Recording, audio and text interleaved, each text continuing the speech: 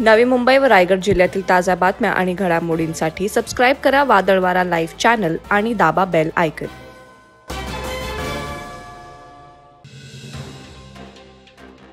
6 जून रोजी छत्रपती शिवाजी महाराजांच्या राज्याभिषेकाला 350 वर्ष पूर्ण होत असल्याने रोह्यातील वरसे ग्रामपंचायत हद्दीतील भुवनेश्वर मैदानात शिवराज्याभिषेकाही भव्य विश्वविक्रमी महारांगोळी आणि 350 शिवज्योतीच्या प्रकाश झोतात भव्य लोकार्पण सोहळा आयोजित करण्यात आला होता।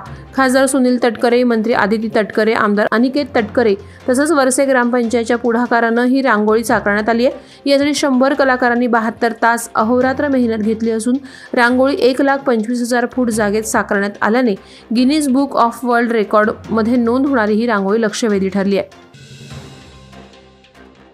महाशिवरात्रीनिमित्त भगवान शंकराच्या पिंडीवर दही, दूध आणि बेलाच्या पानांचा अभिषेक घालण्यात आला। वावंढळ येथे स्वयंभू असलेल्या पिंडीवर सन 1664 साली तुपगाव येथे बांधण्यात आलेले धानेश्वर मंदिर, नढाळ येथील पंचायतन मंदिर, भिलवले येथील शंकराचे मंदिर, वावरले येथील शिव मंदिर, उद्योगपती सुधीर ठोंबरे यांचे मंदिर, तर सर्वांचे आकर्षण असलेले बद्रीनाथ मंदिराची प्रतिकृती असलेले चौक येथील बद्रीनाथ मंदिरात पहाटेपासूनच अभिषेक घालून पूजा करण्यात आली। यावेळी शिवचरित्र पारायण, भजन करण्यात आलं, तर तुपगाव येथे जत्रा भरली होती। कर्जत तालुक्यात दहिवलीतर्फे वरेडी ग्रामपंचायत हद्दीतील नागरिकांना मूलभूत सुविधा देण्यासह गावाची सुंदरता वाढीकडे सरपंच मेघा मिसाळ आणि उपसरपंच आणि सदस्यांनी लक्ष केंद्रित केलंय। माजी पंचायत समिती सभापती अमर मिसाळ यांनी चौक सुशोभीकरण आणि उल्हास नदी किनारी संत तुकाराम महाराज स्मारक ही संकल्पना मांडली होती।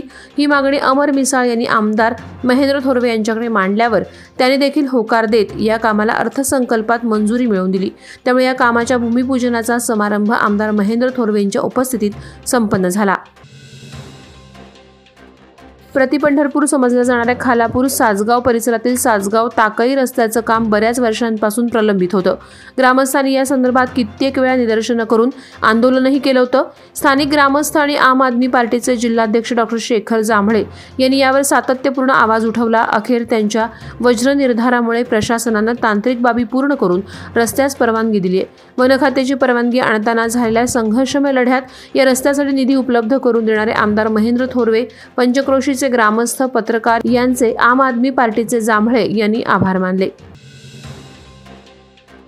मुंबई-पुणे एक्सप्रेसवेवर मोठ्या प्रमाणात वाहतूक कोंडी झाली होती। वाहनांच्या 5 ते 6 किलोमीटरपर्यंत लांबच लांब रांगा लागल्या होत्या। महाशिवरात्रीनिमित्त सुट्टी तसंच शनिवार रविवार सलग सुट्टी आल्याने मुंबई लेनवर रात्रीपासूनच मोठ्या प्रमाणात वाहतूक कोंडी झाली होती। बोरघाटातील अमृतांजन ब्रिज ते आडोशी बोगद्यापर्यंत वाहतूक मोठ्या प्रमाणात खोळंबली होती। वीकेंडला पर्यटक लोणावळा, खंडाळा या ठिकाणी फिरायला मोठ्या प्रमाणात बाहेर पडल्याने मोठ्या प्रमाणात वाहतूक कोंडी होत आहे। याचा नाहक त्रास पर्यटक आणि वाहन चालकांना सहन करावा लागत आहे। घरची लक्ष्मी म्हणून महिलांना घरात बसवणं योग्य नाही, तिला कमवणारी लक्ष्मी बनवा। महिलांना आर्थिकदृष्ट्या स्वावलंबी बनवण्यासाठी पाठिंबा दिला पाहिजे, असं मत रायगड जिल्हा परिषदेच्या महिला आणि बालविकास विभागाच्या उपमुख्य कार्यकारी अधिकारी निर्मला कुचिक यांनी व्यक्त केलं। आंतरराष्ट्रीय महिला दिनाच्या पूर्वसंध्येला अलिबाग प्रेस असोसिएशन तर्फे तेजस्विनी पुरस्कार वितरण सोहळ्यात निर्मला कुचिक बोलत होत्या। आदर्श भुवन येथे आयोजित करण्यात आलेल्या या समारंभास अनेक मान्यवर आणि महिला भगिनी उपस्थित होत्या। रसायनी पाताळगंगा औद्योगिक परिसरातील Birla carbon India private limited, Patalganga नदी आणि पर्यावरण संवर्धन चॅरिटेबल ट्रस्ट यांच्या संयुक्त विद्यमानाने टाटा स्मारक केंद्र आणि Birla carbon India private limited तर्फे लोहप येथे मोफत कर्करोग निदान शिबिर संपन्न झालं। यावेळी नागरिकांना कर्करोग आजारांवर तज्ज्ञ डॉक्टरांनी मार्गदर्शन करून तपासणी केली। या शिबिरात उपस्थित महिला वर्गाला प्लास्टिक बंदीबाबत जनजागृती करण्यात आली आणि कापडी बॅग वाटप करण्यात आलं। पेण तालुक्यातील दादर सागरी पोलीस ठाण्याच्या नूतन इमारतीचं भूमिपूजन पालकमंत्री उदय सामंत यांच्या हस्ते संपन्न झालं। यावेळी आमदार रवींद्र पाटील, विशेष पोलीस महानिरीक्षक कोकण परिक्षेत्र संजय दराडे, पोलीस अधीक्षक सोमनाथ घारगे, अप्पर पोलीस अधीक्षक अतुल झेंडे, अधीक्षक अभियंता अनिता परदेशी यांच्यासह पोलीस अधिकारी उपस्थित होते। यावेळी पालकमंत्री सामंत म्हणाले, पोलीस विभाग सक्षम करण्यासाठी शासन कटिबद्ध आहे। पोलीस विभागानं कायदा आणि सुव्यवस्था अबाधित ठेवताना नेहमी सर्वोत्तम कामगिरी करून आपली प्रतिमा उंचवावी, यासाठी सुविधा उपलब्ध करून देण्यात येत आहेत। माणगाव जवळच्या गांगवली येथील प्राचीन वैजनाथ महादेव मंदिरात दरवर्षी मोठ्या भक्तिभावानं महाशिवरात्री उत्सव साजरा होतो। या वर्षीच्या महाशिवरात्री उत्सवातील पालखी सोहळ्यात हजारो भाविकांनी सहभागी होत प्राचीनकालीन वैजनाथ मंदिरात महादेवाचं दर्शन घेतलं। या वर्षीचा महाशिवरात्री उत्सवाचा पूजेचा मान दरवर्षीप्रमाणे दाखिनकर भावकीने पेलला। यामुळे हजारो भाविक माणगावमधूनच नव्हे तर संपूर्ण रायगड जिल्ह्यातून दर्शनासाठी आले होते। यावेळी ग्रामस्थ आणि उत्सव कमिटीतर्फे सर्व भाविकांना दर्शन घेता यावं यासाठी सुयोग्य नियोजन आणि महाप्रसादाची सोय करण्यात आली होती। जागतिक महिला दिनाचं औचित्य साधून ग्रुप ग्रामपंचायत तांबाटीमध्ये महिलांसाठी विशेष कृती शिबिर, व्याख्यान, मार्गदर्शन आयोजित करून महिला सक्षमीकरण साधण्याचा यशस्वी प्रयोग करून जागतिक महिला दिन साजरा केला। त्यांच्या या विशेष कार्यक्रमाचं कौतुक होत आहे।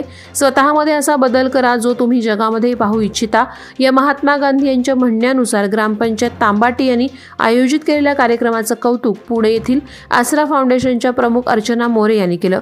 यावेळी महिलांचे विविध उपक्रम आणि खेळांच्या स्पर्धा घेण्यात आल्या।